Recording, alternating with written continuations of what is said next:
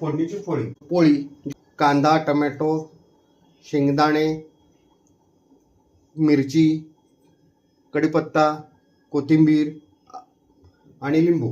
Okay, पहिल्यांदा आपण gas चालू करू. मी आता थोडंसं तेल घालतो. शिळ्या पोळीची जी फोडणीची पोळी केली जाते त्याला जी टेस्ट येते ना ती जराशी वेगळीच असते. आता मी मोहरी घातलेले आहेत. मोहरी ही जी आहे ती तडतड तडतड आवाज यायला पाहिजे. तोपर्यंत चांगला तडतडू द्या, नाहीतर तोंडामध्ये मोहरी लागल्यावर ते चांगलं नाही लागत, मजा नाही येत. बघा कसा आवाज येतोय तडतड तडतड. पहिल्यांदा कांद्याला जास्त वेळ लागतो म्हणून पहिल्यांदा कांदा घालायचा. कांदा बरोबर पॅरलली शेंगदाणे. लालसर कलर आला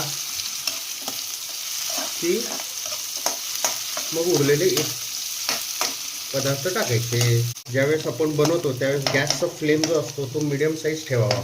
आज आईला खुशच करू आपण. आणि मी कढीपत्ता पण घालतो, चव वेगळी येते.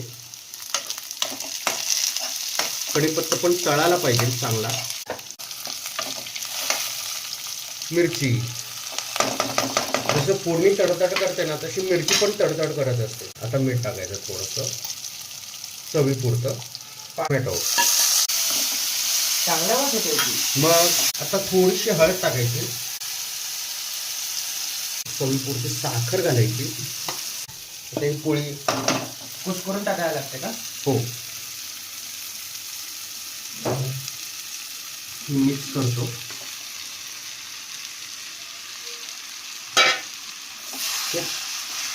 मिक्स झालं त्याच्यावर आता झाकून ठेवायचं.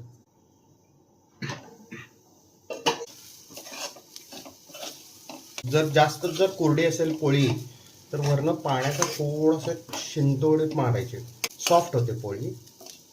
मस्तपैकी कोथिंबीर घालायची. खोबऱ्याने जरा चव वेगळी येते. आणि हे थँक्यू.